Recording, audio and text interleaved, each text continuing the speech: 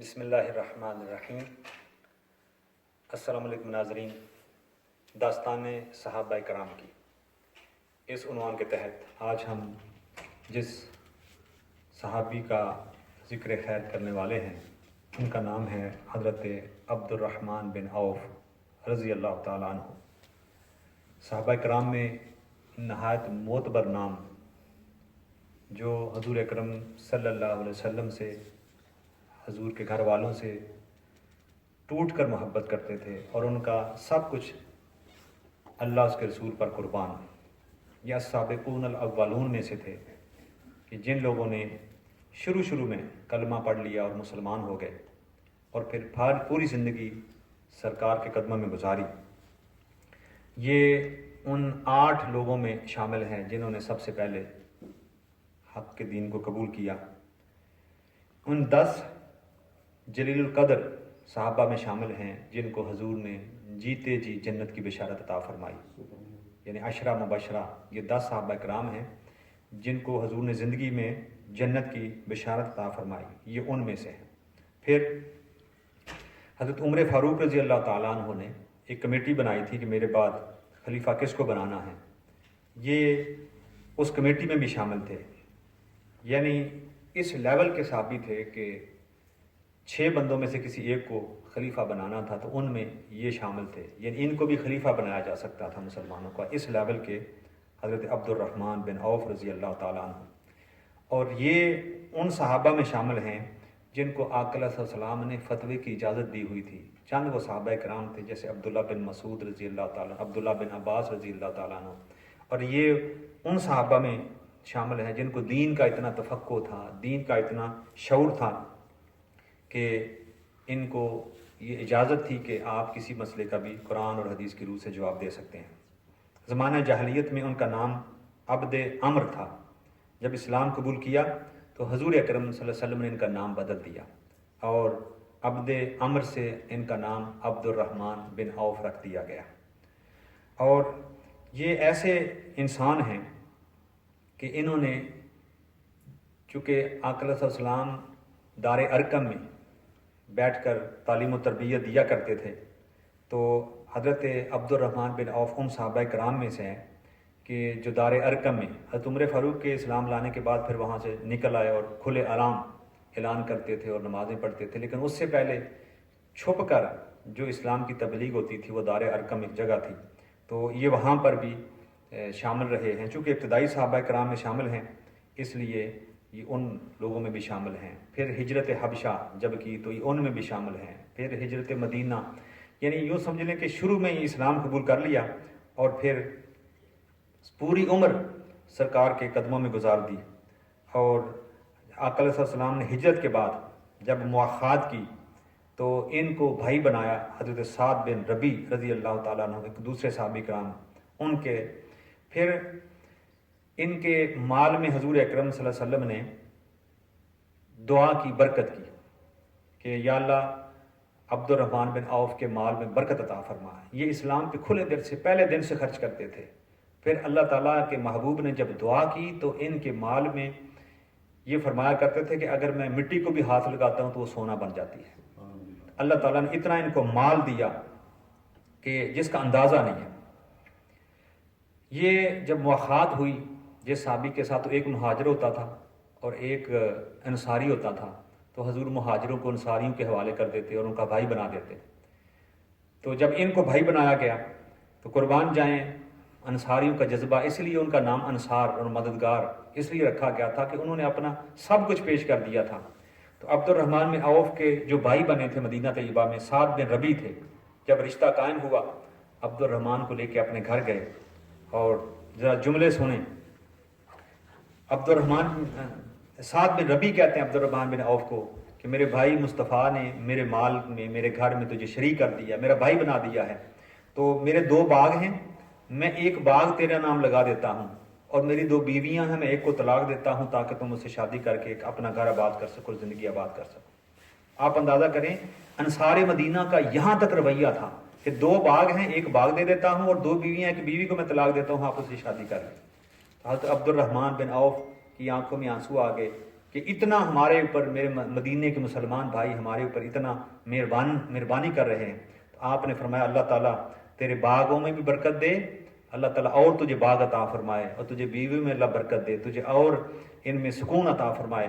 لیکن مجھے صرف اتنا بتاؤ کہ مجھے چل کر تھوڑا مدینے کے بازار کا حال احوال بتا دو تاکہ میں بیٹھ کے وہاں کاروبار اور تجارت کر سکوں.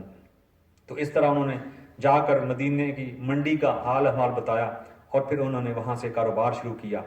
ایک دن آقا علیہ السلام کی خدمت میں حاضر ہوئے تو حضور پوچھتے ہیں کہ عبد الرحمن بن عوف آج بڑی خوشبو آ رہی ہے، آج عطر سے مہکے ہوئے ہو. تو عرض کیا یا رسول اللہ میں نے شادی کر لی ہے. پوچھا بیوی کو مہر کتنا دیا ہے، حق مہر کتنا دیا ہے؟ عرض کیا کہ سونے کی ایک ڈالی دی ہے. ولیمہ کرو گے؟ ضرور کریں گے. حضور نے فرمایا کہ پھر بکری ذبح کرو، اللہ تعالیٰ تمہارے مال میں برکت دے گا. پھر ایسی برکت پڑی کہ اللہ تعالیٰ نے ان کو اتنا دیا کہ مدینے کے سب سے امیر انسان بن گئے. اور پھر انہوں نے اللہ کے راہ پہ اتنا دیا کہ وہ سب سے آگے نکل گئے. یعنی یہ دو ہستیاں تھیں، حضرت عثمان غنی رضی اللہ تعالیٰ عنہ. آپ ان کا نام تو اکثر و بیشتر سنتے رہتے ہیں، لیکن جب ان کا تذکرہ سنیں گے صحابہ عبد الرحمن بن عوف کا تو آپ کہیں گے کہ حضرت عثمان غنی سے یہ بھی کم نہیں تھے. میدان بدر میں حضرت عبد الرحمن بن عوف نے اللہ کی راہ میں جہاد کا حق ادا کرتے ہوئے مقابلے میں آنے والے دشمن عمیر بن عثمان بن کعب ان کو ہلاک کیا. وہ قریش میں سے تھا اور یہ بھی قریشی تھے.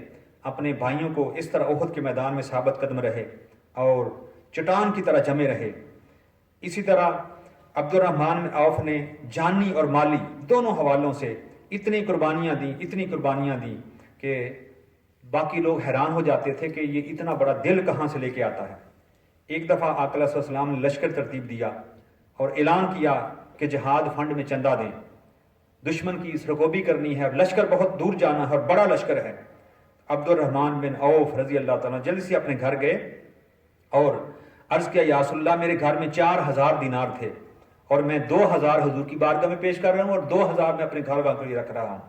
حضور نے فرمایا اے عبد الرحمن جو اللہ کی راہ میں پیش کیے اللہ اس میں بھی قبول فرمائے اور جو گھر میں چھوڑے خدا اس میں برکت دے. تو وہ برکت کیسی پڑی؟ ایسی برکت پڑی کہ پھر وہ پورے مدینے والوں کے کفیل بن گئے.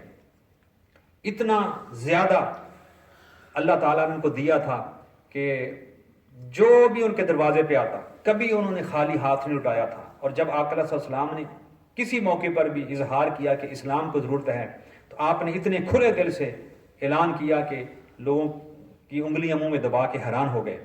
ایک دفعہ ضرورت تھی، تبوک کی طرف جانا تھا اور آقا علیہ السلام نے اعلان فرمایا کہ جتنی زیادہ کوشش کر سکتے ہو اللہ کے راستے میں خرچ کرو، کیونکہ دور جانا ہے اور ہمارے پاس مسلمانوں کے پاس بہت کم پیسے ہیں، بہت کم مال ہے.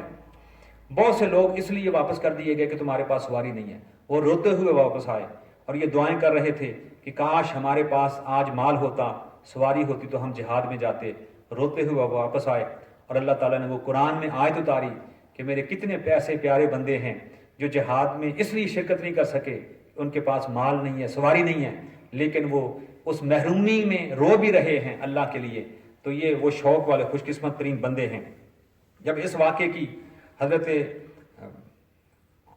عمر بن عوف عبد الرحمن بن عوف رضی اللہ تعالیٰ عنہ ان کو خبر ہوئی تو آقا کی بارگاہ میں عرض کیا کہ یا رسول اللہ آج مزہ آئے گا کہ جتنا اسلام کو ضرورت ہے، جتنی ضرورت ہے اسلام کو، آج عبد الرحمن بن عوف سارا کچھ حضور کی بارگاہ میں پیش کرے گا. یہ وہ صحابی ہیں. ایک دفعہ سفر پہ تھے تو آقا علیہ السلام کہیں باہر تھے، نماز کا ٹائم ہو گیا تو تمام صحابہ کرام نے کہا کہ عبد الرحمن بن عوف آپ جماعت کرواؤ. اتنا مقام تھا صحابہ کرام کے اندر. جب جماعت کروائی، ایک رکعت پڑی تھی تو سرکار تشریف لے آئے اور پھر حضور اکرم صلی اللہ علیہ وسلم نے، یہ واحد صحابی ہیں جن کے پیچھے خود حضور نے نماز پڑھی ہے، اور یہ عبد الرحمن بن عوف رضی اللہ تعالیٰ عنہ. حضور نے 3 رکعتیں عبد الرحمن بن عوف کی اقتداء میں پڑھی، جبکہ اور کسی صحابی کو ایک دفعہ ابو بکر صدیق رضی اللہ تعالیٰ عنہ کھڑے ہو گئے. آقا کہیں باہر تھے، جب آئے تو آقا صفیں چیرتے ہوئے پہلی صف میں چلے گئے، لیکن جب لوگوں نے تالیاں بجائیں تو ابو بکر صدیق نے دیکھا کہ حضور آ گئے ہیں تو واپس آ گئے. ابو بکر صدیق پچھلی صف میں آ گئے. حضور نے اشارہ کیا کہ نہیں نماز مکمل کرو، لیکن آپ نے اللہ کا شکر ادا کیا کہ اللہ کے رسول نے مجھے اجازت دی ہے کہ نماز آگے کھڑا ہو کر پڑھاؤں، لیکن واپس آ گئے۔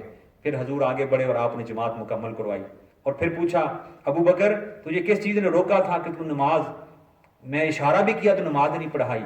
تو عرض کیا یا رسول اللہ، ابو قحافہ کا بیٹا ابو بکر، اس کی کیا مجال کہ حضور پیچھے کھڑے ہوں اور یہ آگے کھڑا ہو کر نماز پڑھائے۔ تو اس وقت بھی حضور نے ان کے پیچھے نماز نہیں پڑھی، کیونکہ ابو بکر نے مسئلہ چھوڑ دیا تھا۔ یہ واحد صحابی حضرت عبد الرحمن بن عوف ہیں کہ جنہوں نے نماز پڑھائی اور حضور نے پیچھے کھڑے ہو کر نماز پڑھ لی۔ پھر ان کا یہ کہ یہ خاصہ تھا کہ امہات المومنین کی خدمت بہت زیادہ کرتے تھے، اور اکثر و بیشتر حضور کے تمام حجروں کا اور حضور کے تمام گھروں کا اور تمام امہات المومنین کا حضرت عبد الرحمن بن عوف نے اپنی ذمہ داری لے لی تھی۔ ایک دفعہ ان کی 700 اونٹنیاں، کتنی؟ 700 سامان سے لدی ہوئی شام سے قافلہ آیا۔ میں بتا رہا ہوں کہ اللہ نے اتنا دیا تھا، حضور نے دعا کی تھی، اور یہ کہتے ہیں میں مٹی کو اور پتھر کو بھی ہاتھ لگاتا تو وہ بھی سونا بن جاتا ہے، اتنا اللہ نے مال دیا ہے۔ دعا حضور نے فرمائی تھی۔ ایک دفعہ 700 اونٹنیاں آئیں، اور جب مدینے میں پہنچی تو لوگ کہتے ہیں کہ جیسے زلزلہ آ گیا کہ زمین ہل رہی تھی۔ لدی ہوئی اونٹنیاں 700 جب چل رہی ہوں کسی بازار کے اندر تو ارد گرد کے لوگ محسوس کرتے ہیں کہ کوئی جا رہا ہے، زمین ہل رہی ہے۔ جب اتنی اور کچھ مال آیا اور مال تقسیم کر دیا اور امہات المومنین کے گھروں میں بھیجا۔ حضرت عائشہ صدیقہ رضی اللہ عنہ تک مال پہنچا تو پوچھا کس نے یہ بھیجا ہے؟ بتایا گیا حضرت عبد الرحمن بن عوف نے بھیجا ہے۔ تو وہ مسکرا کے کہتی ہیں اللہ اس کا بھلا کرے، اس کے مال میں برکتیں دے۔ یہ وہ شخص ہے جس کے حضور نے جس کے بارے میں فرمایا تھا کہ عبد الرحمن بن عوف جنت میں رقص کرتا ہوا اور اچھلتا ہوا جائے گا۔ یہ بات جا کے اس صحابی نے حضرت عبد الرحمن بن عوف کو بتا دی کہ ام المومنین حضرت عائشہ صدیقہ تو یہ کہہ رہی ہیں کہ حضور نے کہا کہ عبد الرحمن جنت میں اچھلتا ہوا داخل ہوگا۔ آنکھوں میں آنسو نکل آئے اور بھاگتے ہوئے حضرت عائشہ صدیقہ کے پاس آئے، امی جان کیا آپ نے خود حضور سے سنا؟ حضور نے یہ فرمایا کہ عبد الرحمن جنت میں چھلانگے لگاتا ہوا جائے گا؟ حضرت عائشہ نے فرمایا ہاں، ایک دفعہ آپ نے امہات المومنین کے سب گھروں میں مال بھیجا تھا، تحفے بھیجے تھے، تو حضور نے خوش ہو کے فرمایا، تو آنکھوں میں آنسو آ گئے اور عرض کیا میری امی خدا کو میں گواہ بنا کر آپ کو گواہ بنا کر کہتا ہوں یہ 700 اونٹنیاں جو میری شام سے تجارت لے کر مال لے کر آئی ہیں میں ساری خدا کی راہ میں تقسیم کرنے کا اعلان کرتا ہوں۔ 700 اونٹنیاں، اس دور میں اونٹنی ایک سمجھ لو کہ فیصلہ تھی، آج کے دور کی مرسڈیز تھی، اس دور کی سب سے اونچی سواری تھی، اور پھر وہ لدی ہوئی سامان کے ساتھ۔ تو ساری کی ساری اونٹنیاں کہا کہ اے میری امی جان میں خدا کو گواہ بنا کر کہتا ہوں اور آپ کو گواہ بنا کر کہتا ہوں کہ میں وہ ساری اللہ کے راستے میں تقسیم کرتا ہوں۔ اور پھر کیا کیا؟ پھر ساری اونٹنیاں مال اتارا، اونٹ بھی گفٹ کر دیے اور سارا سامان گفٹ کر دیا، صرف اس وجہ سے میرے مصطفیٰ نے فرمایا ہے کہ عبد الرحمن بن عوف جنت میں چھلانگے لگاتا ہوا جائے گا۔ اس جملے کے اوپر قربان ہو گئے اور اتنی اونٹنیاں قربان کر دیں۔ ایک دفعہ اسلام کے مجاہدوں کو ضرورت تھی تو 500 تربیت یافتہ جنگی گھوڑے اور ایک موقع پر 1500 عربی و نسل اصیل گھوڑے مجاہدین کے لیے وقف کیے، اور وفات سے پہلے سارے غلاموں کو جمع کیا اور وصال سے پہلے کہا کہ اللہ کے نام پر تم سارے آزاد ہو۔ سارے اونٹ اور سارے گھوڑے اور سارا مال جمع کیا اور کہا کہ میں مرنے سے پہلے سارے مال سے آزاد ہونا چاہتا ہوں اور میں کوئی شے لے کے آخرت میں نہیں جانا چاہتا۔ خدا کے راستے میں عبد الرحمن نے سارا کچھ اللہ کے راستے میں تقسیم کر دیا اور یہ بتا دیا کہ میری جو جائیداد بچے پھر اس کو بھی میرے مرنے کے بعد خدا کی راہ میں تقسیم کر دینا۔ تو یہ اللہ کے ایسے ایسے بندے ہیں جنہوں نے اس طرح اللہ کے راستے میں خرچ کیا کہ جس کا اندازہ نہیں ملتا۔